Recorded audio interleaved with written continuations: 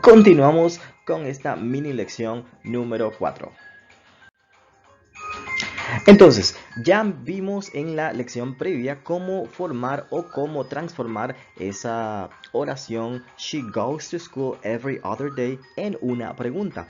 Vimos que con solamente agregarle el verbo auxiliar does. ¿Por qué does? Bueno, porque does trabaja con los pronombres personales he, she o it.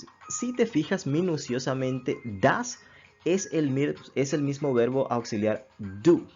Lo único es que como trabaja con un pronombre de tercera persona, he, she o it, y termina en o, la regla gramatical me dice que debo agregarle es. Entonces el verbo auxiliar sufre esta modificación. Eso fue lo que hicimos acá. Le agregamos does al principio de la oración y como ya does está modificado, entonces este verbo que antes tenía la modificación se la quitamos. Es decir, cuando digo modificación me refiero a la terminación es. Como este verbo ya la tiene, entonces se la quitamos a este. Es como si dijéramos, se la quitamos a este y se la colocamos al primero de la fila. Así mismo es. Y al final le colocamos un signo de interrogación.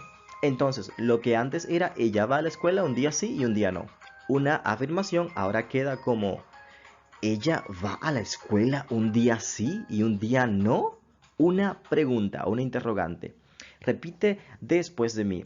Does she go to school every other day? Muy bien, ahora vamos a responder.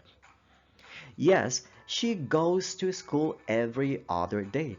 Acá notamos que al verbo principal ha sufrido nuevamente la modificación. Le hemos agregado es. ¿Por qué? Porque la oración tiene un pronombre de tercera persona, el verbo termina en o y la regla gramatical que hemos estudiado anteriormente nos dice que debemos agregarle es al verbo. Y lo demás es complemento.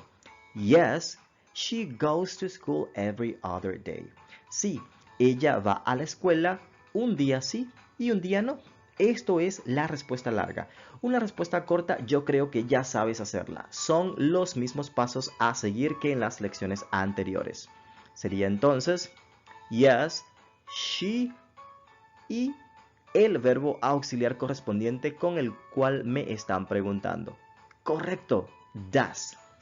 Yes, she does. Y eso es equivalente al español a un simple sí. Entonces, practica, estudia y nos vemos en la siguiente lección.